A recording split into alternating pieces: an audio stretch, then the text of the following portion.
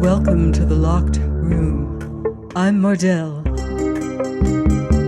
And now we'll hear The Case of the Missing Hand by Arthur Morrison, Part 2.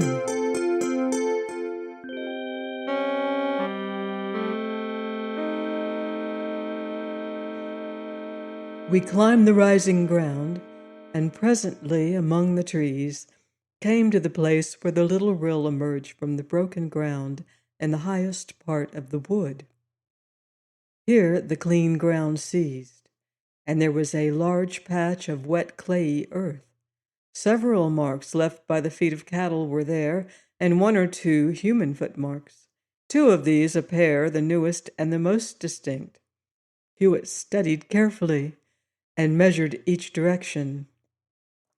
"Notice these marks," he said. "They may be of importance, or they may not. That we shall see. Fortunately, they are very distinctive. The right boot is a badly worn one, and a small tag of leather, where the sole is damaged, is doubled over and trodden into the soft earth. Nothing could be luckier. Clearly, they are the most recent footsteps in this direction from the main road, which lies right ahead through the rest of the wood." "Then you think somebody else has been on the scene of the tragedy, besides the victim and the brothers?" I said. "Yes, I do, but hark. There is a vehicle in the road. Can you see between the trees? Yes, it is the police cart. We shall be able to report its arrival to Mr. Hardwick as we go down." We turned and walked rapidly down the incline to where we had come from. Mr. Hardwick and his man were still there, and another rustic had arrived to gape. We told Mr. Hardwick that he might expect the police presently, and proceeded along the gravel skirting the stream toward the lower part of the wood. Here Hewitt proceeded very cautiously, keeping a sharp lookout on either side for footprints on the neighboring soft ground.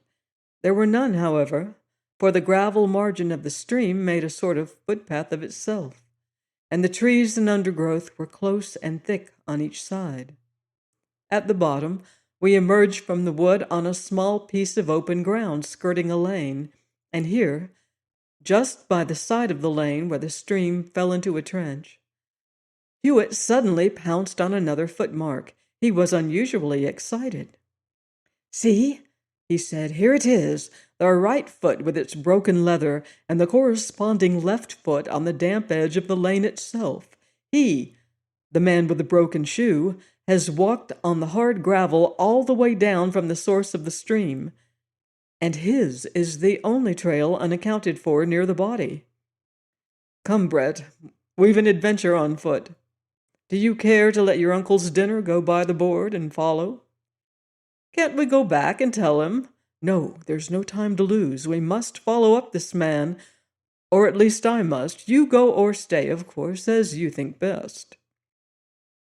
I hesitated a moment, picturing to myself the excellent colonel as he would appear after waiting dinner an hour or two for us, but decided to go.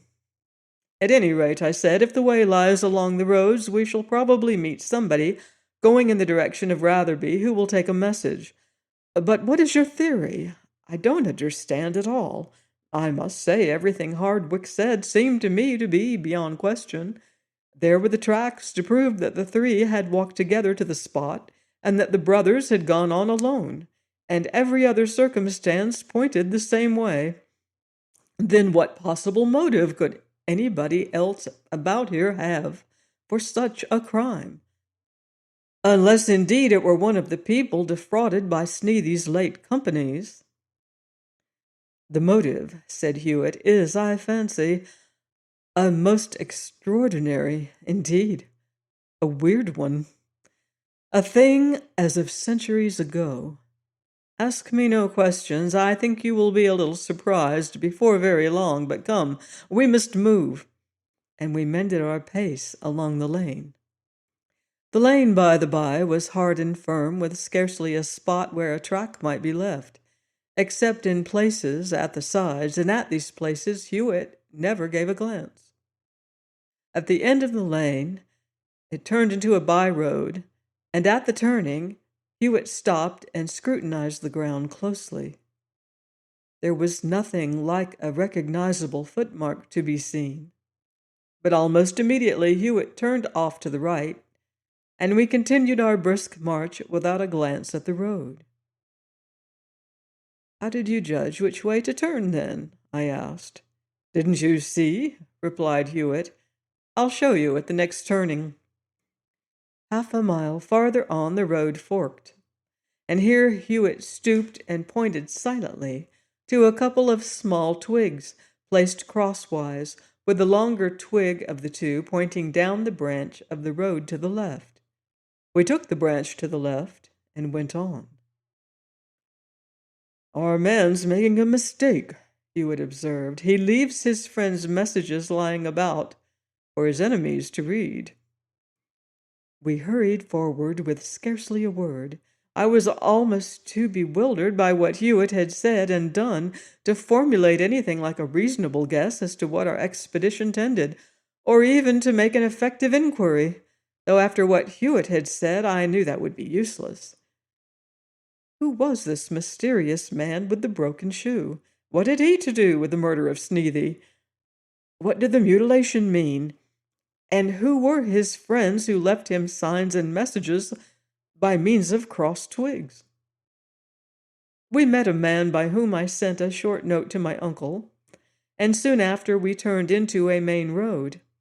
Here again, at the corner, was the curious message of twigs. A cartwheel had passed over and crushed them, but it had not so far displaced them as to cause any doubt that the direction to take was to the right. At an inn a little farther along we entered, and Hewitt bought a pint of Irish whiskey and a flat bottle to hold it in, as well as a loaf of bread and some cheese, which we carried away wrapped in paper. "This will have to do for our dinner," Hewitt said as we emerged. "But we're not going to drink a pint of common whiskey between us?" I asked in some astonishment. "Never mind," Hewitt answered with a smile. "Perhaps we'll find somebody to help us. Somebody not so fastidious as yourself as to quality." Now we hurried more than ever, for it was beginning to get dusk, and Hewitt feared a difficulty in finding and reading the twig signs in the dark. 2 more turnings we made, each with its silent direction, the crossed twigs. To me there was something almost weird and creepy in this curious hunt for the invisible and the incomprehensible, guided faithfully and persistently at every turn by this now unmistakable signal. After the second turning, we broke into a trot along a long, winding lane, but presently Hewitt's hand fell on my shoulder and we stopped. He pointed ahead, where some large object round a bend of the hedge was illuminated as though by a light from below. "We will walk now," Hewitt said. "Remember that we are on a walking tour and have come along here entirely by accident." We proceeded at a swinging walk, Hewitt whistling gaily. Soon we turned the bend and saw that the large object was a traveling van, drawn up with 2 others on a space of grass by the side of the lane. It was a gypsy encampment, the caravan having apparently only lately stopped, for a man was still engaged in tugging at the rope of a tent that stood near the vans.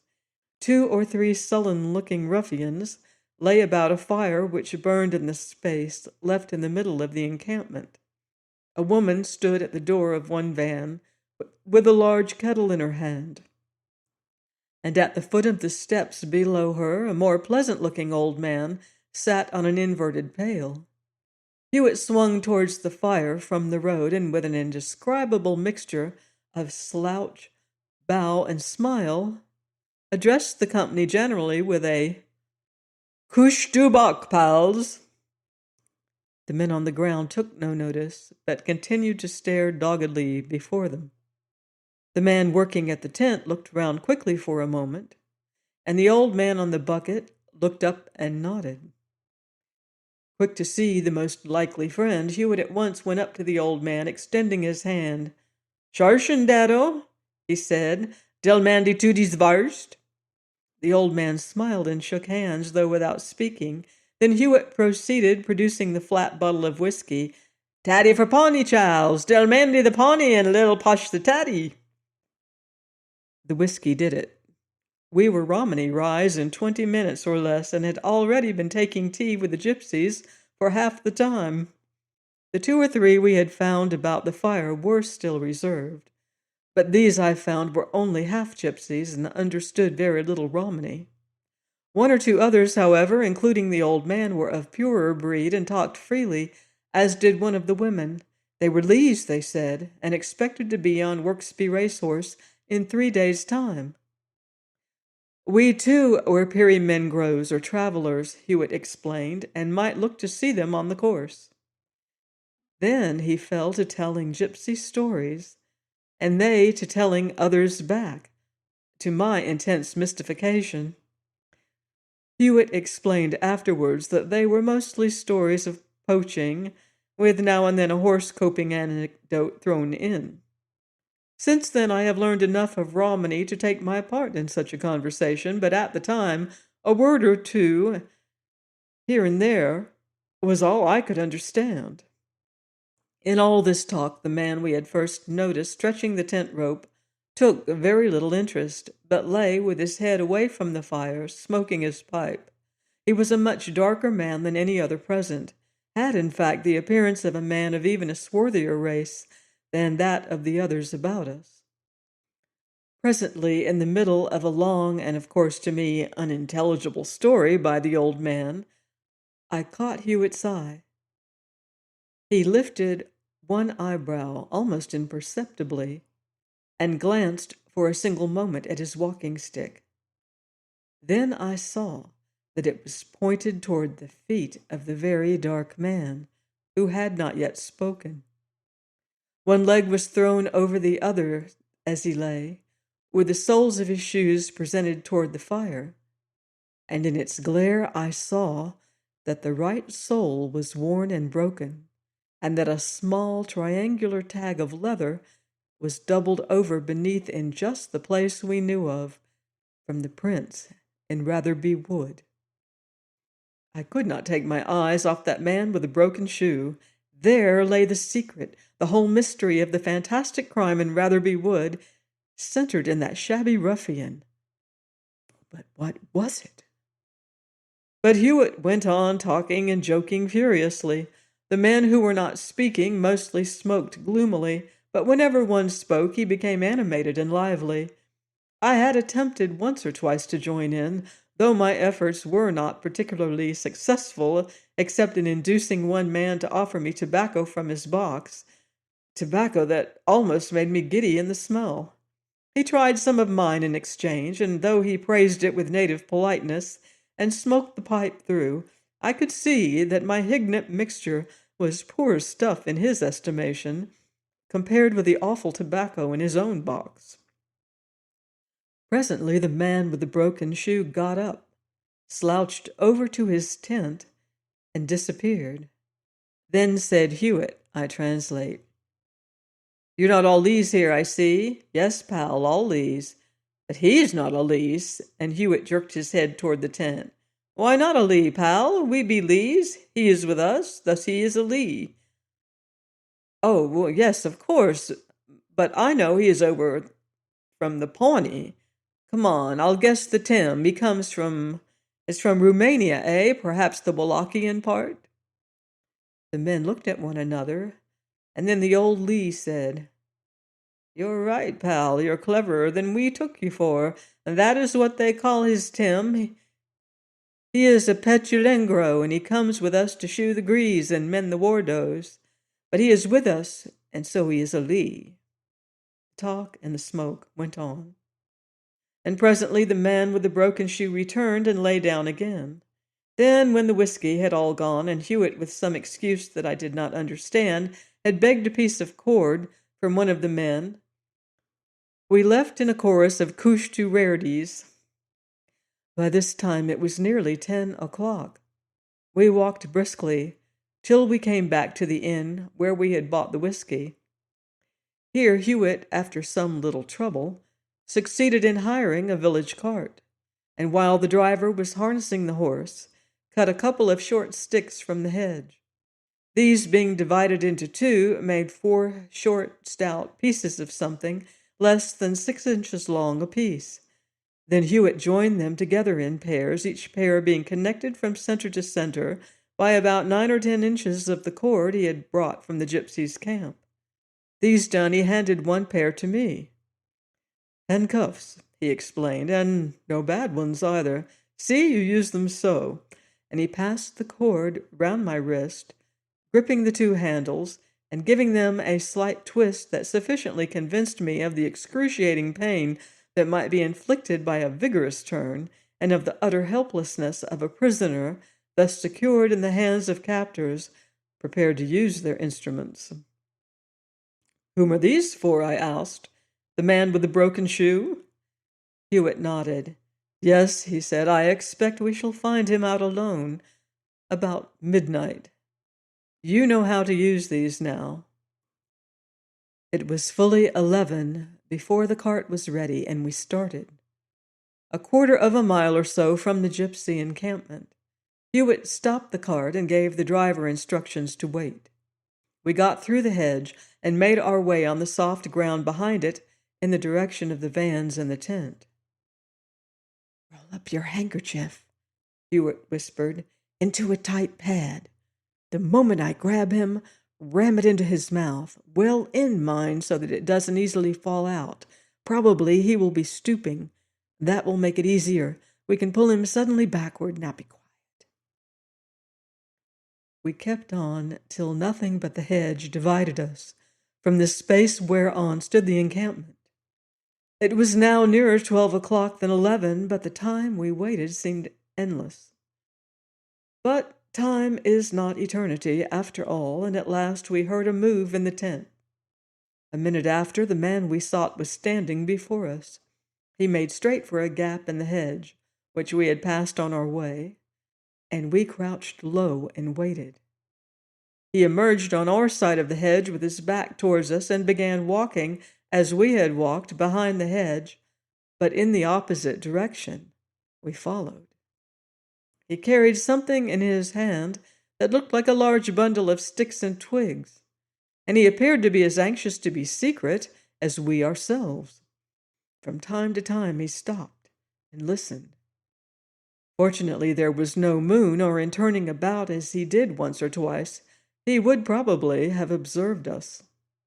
The field sloped downward just before us, and there was another hedge at right angles, leading down to a slight hollow.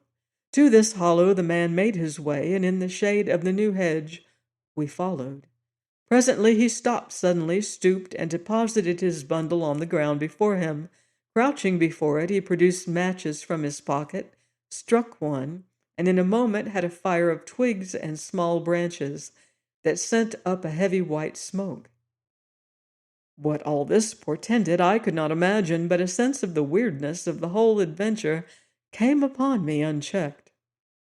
The horrible corpse in the wood with its severed wrist, Hewitt's enigmatical forebodings, the mysterious tracking of the man with the broken shoe, the scene round the gypsy's fire, and now the strange behavior of this man, whose connection with the tragedy was so intimate and yet so inexplicable. All these things contributed to make up a tale of but a few hours' duration, but of an inscrutable impressiveness that I began to feel in my nerves. The man bent a thin stick double, and using it as a pair of tongs, held some indistinguishable object over the flames before him. Excited as I was, I could not help noticing that he bent and held the stick with his left hand. We crept stealthily nearer, and as I stood scarcely 3 yards behind him and looked over his shoulder, the form of the object stood out clear and black against the dull red of the flame. It was a human hand. I suppose I may have somehow betrayed my amazement and horror to my companion's sharp eyes, for suddenly I felt his hand tightly grip my arm just above the elbow. I turned and found his face close by mine and his finger raised warningly. Then I saw him produce his wrist grip and make a motion with his palm toward his mouth, which I understood to be intended to remind me of the gag. We stepped forward. The man turned his horrible cookery over and over above the crackling sticks, as though to smoke and dry it in every part. I saw Hewitt's hand reach out toward him, and in a flash we had pulled him back over his heels, and I had driven the gag between his teeth as he opened his mouth. We seized his wrists and the cords at once, and I shall never forget the man's look of ghastly, frantic terror as he lay on the ground. When I knew more, I understood the reason of this. Hewitt took both wrist holds in one hand and drove the gag entirely into the man's mouth so that he almost choked. A piece of sacking lay near the fire, and by Hewitt's request, I dropped that awful hand from the wooden twigs upon it and rolled it up in a parcel. It was no doubt what the sacking had been brought for. Then we lifted the man to his feet and hurried him in the direction of the cart. The whole capture could not have occupied 30 seconds, and as I stumbled over the rough field at the man's left elbow, I could only think of the thing as one thinks of a dream, that one knows all the time is a dream. But presently the man, who had been walking quietly, though gasping, sniffing, and choking because of the tightly rolled handkerchief in his mouth, presently he made a sudden dive, thinking doubtless to get his wrists free by surprise, but Hewitt was alert and gave them a twist that made him roll his head with a dismal, stifled yell. And with the opening of his mouth, by some chance, the gag fell away, and immediately the man roared aloud for help. "Quick," said Hewitt, "drag him along, they'll hear in the vans. Bring the hand." I seized the fallen handkerchief and crammed it over the man's mouth as well as I might, and together we made as much of a trot as we could, dragging the man between us, while Hewitt checked any reluctance on his part by a timely wrench of the wrist holds. It was a hard 250 yards to the lane, even for us. For the gypsy, it must have been a bad minute and a half indeed. Once more, as we went over the uneven ground, he managed to get out a shout, and we thought we heard a distinct reply from somewhere in the direction of the encampment. We pulled him over a stile in a tangle, and dragged and pushed him through a small hedge gap, all in a heap. Here we were but a short distance from the cart, and into that we flung him without wasting time or tenderness, to the intense consternation of the driver, who, I believe, very nearly set up a cry for help on his own account. Once in the cart, however, I seized the reins and the whip myself, and leaving Hewitt to take care of the prisoner, put the turnout along toward Ratherby, as near 10 miles an hour as it could go. We made first for Mr. Hardwick's, but he, we found, was with my uncle, so we followed him. The arrest of the Fosters had been effected, we learned, not very long after we had left the wood, as they returned by another route to Ramworth. We brought our prisoner into the colonel's library, where he and Mr. Hardwick were sitting. "I'm not quite sure what we can charge him with unless it's anatomical robbery," Hewitt remarked, "but here's the criminal." The man only looked down, with a sulkily impenetrable countenance. Hewitt spoke to him once or twice, and at last he said in a strange accent something that sounded like "Kekinjen Navi." "Kekjen," asked Hewitt in the loud, clear tone one instinctively adopts in talking to a foreigner. "Kekenogeni." The man understood and shook his head, but not another word would he say, or another question answer. "He's a foreign gypsy," Hewitt explained, "just as I thought, a Wallachian, in fact. Theirs is an older and purer dialect than that of the English gypsies, and only some of the root words are alike. But I think we can make him explain tomorrow that the Fosters at least had nothing to do with, at any rate, cutting off Sneathy's hand. Here it is, I think." And he gingerly lifted the folds of sacking from the ghastly object as it lay on the table, and then covered it up again. "But what does it all mean?" Mr. Hardwick said in bewildered astonishment. "Do you mean this man was an accomplice?" "Not at all. The case was one of suicide, as I think you'll agree when I've explained. This man simply found the body hanging and stole the hand. But what in the world for? For the hand of glory, eh? He turned to the gypsy and pointed to the hand on the table. Ja, gevarste? There was a quick gleam of intelligence in the man's eye, but he said nothing. As for myself, I was more than astounded. Could it be possible that the old superstition of the hand of glory remained alive in a practical shape at this day? You know the superstition, of course, Hewitt said. It did exist in this country in the last century, when there were plenty of dead men hanging at crossroads and so on. On the continent, in some places, it has survived later. Among the Wallachian gypsies, it has always been a great article of belief, and the superstition is still quite active. The belief is that the right hand of a hanged man, cut off and dried over the smoke of certain wood and herbs, and then provided with wicks at each finger made of the dead man's hair, becomes, when lighted at each wick, the wicks are greased, of course, a charm whereby a thief may walk without hindrance where he pleases in a strange house, push open all doors, and take what he likes. Nobody can stop him, for everybody the hand of glory approaches is made helpless and can neither move nor speak. You may remember there was some talk of thieves' candles in connection with a horrible series of Whitechapel murders not long ago. That is only one form of the cult of the hand of glory. Yes, my uncle said, I remember reading so, and there is a story about it in the Ingoldsby legends, too, I believe. There is. It is called the hand of glory, in fact. You remember the spell. Open luck to the dead man's knock, and so on, but I think you'd better have the constable up and get this man into safe quarters for the night. He should be searched, of course. I expect they will find on him the hair I noticed to have been cut from Sneathy's head.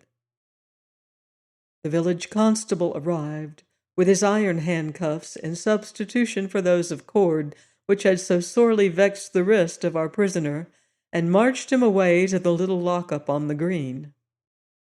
Then my uncle and Mr. Hardwick turned on Martin Hewitt with doubts and many questions. Why do you call it suicide? Mr. Hardwick asked. It is plain. The Fosters were with him at the time from the tracks. Do you mean to say that they stood there and watched Sneathy hang himself without interfering? No, I don't, Hewitt replied, lighting a cigar. I think I told you that they never saw Sneathy. Yes, you did, and of course that's what they said themselves when they were arrested, but the thing's impossible. Look at the tracks. The tracks are exactly what revealed to me that it was not impossible, Hewitt returned. I'll tell you how the case unfolded itself to me from the beginning. As to the information you gathered from the Ranworth coachman, to begin with, the conversation between the Fosters which he overheard might well mean something less serious than murder. What did they say? They had been sent for in a hurry, and had just had a short consultation with their mother and sister. Henry said that the thing must be done at once, also that there were two of them, it should be easy. Robert said that Henry, as a doctor, would know best what to do. Now, you, Colonel Brett, had been saying, before we learned these things from Mr. Hardwick, that Sneathy's behavior of late had become so bad as to seem that of a madman. Then there was the story of his sudden attack on a tradesman in the village, and equally sudden running away. Exactly the sort of impulsive, wild thing that madmen do. Why, then, might it not be reasonable to suppose that Sneathy had become mad? More especially considering all the circumstances of the case, his commercial ruin and disgrace, and his horrible life with his wife and her family, had become suddenly much worse and quite uncontrollable, so that the two wretched women left alone with him were driven to send in haste for Henry and Robert to help them. That would account for all. The brothers arrived just after Sneathy had gone out. They are told in a hurried interview how affairs stand, and it is decided that Sneathy must at once be secured and confined in an asylum before something serious happens. He's just gone out. Something terrible may be happening at this moment. The brothers determined to follow at once and secure him wherever he may be. Then the meaning of their conversation is plain. The thing that must be done at once is the capture of Sneathy and his confinement in an asylum. Henry, as a doctor, would know what to do in regard to the necessary formalities, and they took a halter in case a struggle should ensue, and it were found necessary to bind him. Very likely, wasn't it? Well, yes, Mr. Hardwick replied. It certainly is. It never struck me in that light at all. That was because you believed to begin with that a murder had been committed, and looked at the preliminary circumstances which you learned after in the light of your conviction. But now, to come to my actual observations, I saw the footmarks across the fields, and agreed with you. It was indeed obvious that Sneathy had gone that way first, and that the brothers had followed, walking over his tracks. This state of the tracks continued until well into the wood, when suddenly the tracks of the brothers opened out and proceeded on each side of Sneathy's. The simple inference would seem to be, of course, the one you made, that the Fosters had here overtaken Sneathy and walked one at each side of him. But of this I felt by no means certain. Another very simple explanation was available, which might chance to be the true one. It was just at the spot where the brothers' tracks separated that the path became suddenly much muddier because of the closer overhanging of the trees on the spot. The path was, as was to be expected, wettest in the middle. It would be the most natural thing in the world for two well-dressed young men on arriving here to separate so as to walk one on each side of the mud in the middle. On the other hand, a man in Sneathy's state, assuming him for the moment to be mad and contemplating suicide, would walk straight along the center of the path, taking no note of mud or anything else. I examined all the tracks very carefully, and my theory was confirmed. The feet of the brothers had everywhere alighted in the driest spots, and the steps were of irregular lengths, which meant, of course, that they were picking their way, while Sneathy's footmarks had never turned aside even for the dirtiest puddle. Here, then, were the rudiments of a theory. At the watercourse, of course, the footmarks ceased, because of the hard gravel. The body lay on a knoll at the left, a knoll covered with grass.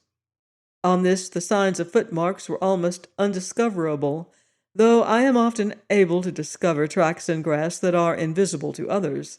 Here, however, it was almost useless to spend much time in examination, for you and your man had been there, and what slight marks there might be would be indistinguishable one from another. Under the branch from which the man had hung there was an old tree stump with a flat top, where the tree had been sawn off. I examined this, and it became fairly apparent that Sneathy had stood on it when the rope was about his neck.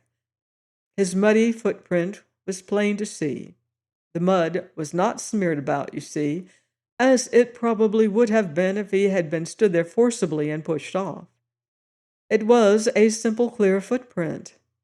Another hint at suicide. But then arose the objection that you mentioned yourself. Plainly, the brothers Foster were following Sneathy, and came this way. Therefore, if he hanged himself before they arrived, it would seem that they must have come across the body. But now, I examined the body itself. There was mud on the knees, and clinging to one knee was a small leaf. It was a leaf corresponding to those on the bush behind the tree, and it was not a dead leaf, so must have been just detached. After my examination of the body, I went to the bush, and there, in the thick of it, were for me sufficiently distinct nail marks, in one of which the knee had crushed a spray of the brush against the ground, and from that spray a leaf was missing.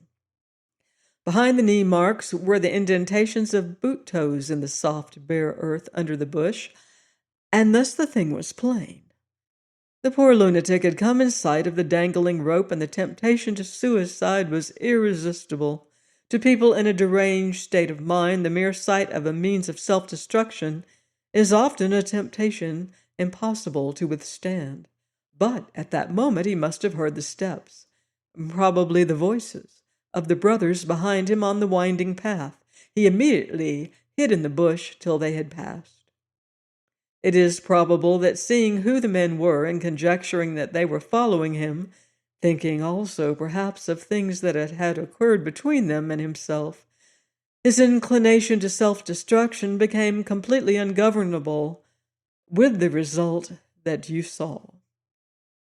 But before I inspected the bush, I noticed one or two more things about the body. You remember I inquired if either of the brothers Foster was left-handed, and was assured that neither was. But clearly the hand had been cut off by a left-handed man with a large, sharply pointed knife.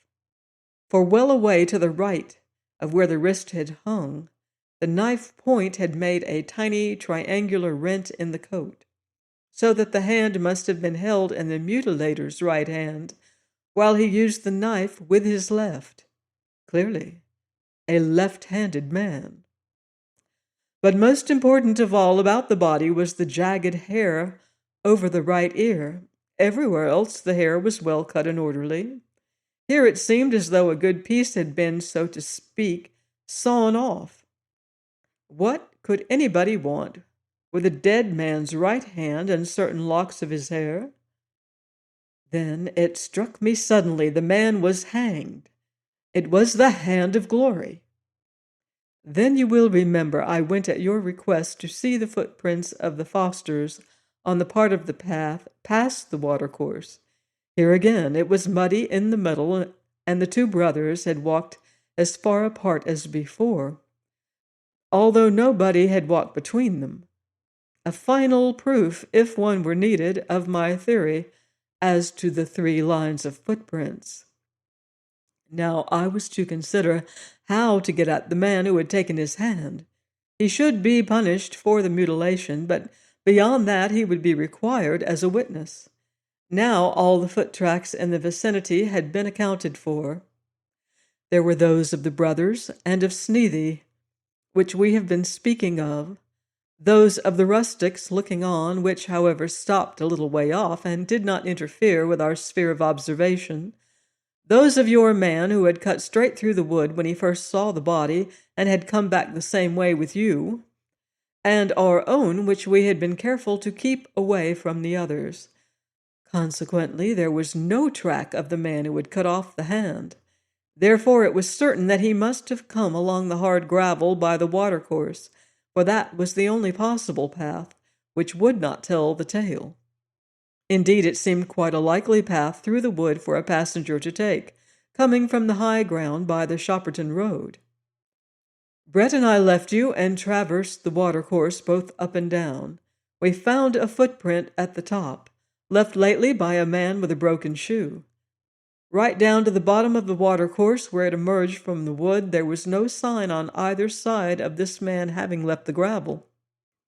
Where the body was, as you will remember, he would simply have stepped off the gravel onto the grass, which I thought it useless to examine, as I have explained, but at the bottom by the lane the footprint appeared again. This then was the direction in which I was to search for a left-handed man with a broken-soled shoe, probably a gypsy, and most probably a foreign gypsy, because a foreign gypsy would be the most likely still to hold the belief in the hand of glory. I conjectured the man to be a straggler from a band of gypsies, one who probably had got behind the caravan and had made a short-cut across the wood after it. So at the end of the lane I looked for a patrin. This is a sign that the gypsies leave to guide stragglers following up. Sometimes it is a heap of dead leaves, sometimes a few stones, sometimes a mark on the ground, but more usually a couple of twigs crossed, with the longer twig pointing the road. Guided by these patrons, we came in the end on the gypsy camp, just as it was settling down for the night. We made ourselves agreeable, as Brett will probably describe to you better than I can. We left them, and after they had gone to sleep, we came back and watched for the gentleman who was now in the lockup. He would, of course, seize the first opportunity of treating his ghastly trophy in the prescribed way, and I guessed he would choose midnight, for that is the time the superstition teaches that the hand should be prepared. We made a few small preparations, collared him, and now you've got him. And I should think the sooner you let the brothers Foster go, the better. But why didn't you tell me all the conclusions you had arrived at the time? Asked Mr. Hardwick. Well, really, Hewitt replied with a quiet smile, you were so positive, and some of the traces I relied on were so small that it would probably have meant a long argument and a loss of time. But more than that, confess, if I had told you bluntly that Sneathy's hand had been taken away to make a medieval charm to enable a thief to pass through a locked door and steal plate calmly under the owner's nose, what would you have said? Well, perhaps I should have been a little skeptical. Appearances combined so completely to point to the Fosters as murderers that any other explanation almost would have seemed unlikely to me, and that, well, no, I confess I shouldn't have believed in it. But it is a startling thing to find such superstitions alive nowadays. Yes, perhaps it is, yet we find survivals of the sort very frequently. The Wallachians, however, are horribly superstitious still. The gypsies among them are, of course, worse. Don't you remember the case reported a few months ago, in which a child was drowned as a sacrifice in Wallachia in order to bring rain? And that was not done by gypsies either. Even in England, as late as 1865, a poor paralyzed Frenchman was killed by being swum for witchcraft, and that was in Essex.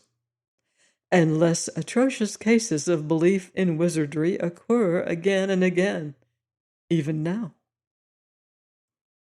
Then Mr. Hardwick and my uncle fell into a discussion as to how the gypsy in the lockup could be legally punished. Mr. Hardwick thought it should be treated as a theft of a portion of a dead body, but my uncle fancied there was a penalty for mutilation of a dead body per se, though he could not point to the statute. As it happened, however, they were saved the trouble of arriving at a decision, for in the morning he was discovered to have escaped. He had been left, of course, with free hands, and had occupied the night in wrenching out the bars at the top of the back wall of the little prison shed. It had stood on the green for 150 years, and climbing out. He was not found again, and a month or two later, the Foster family left the district entirely. Join me next week for a case of curious clues on the locked room. In the meantime, beware of footsteps in the dark.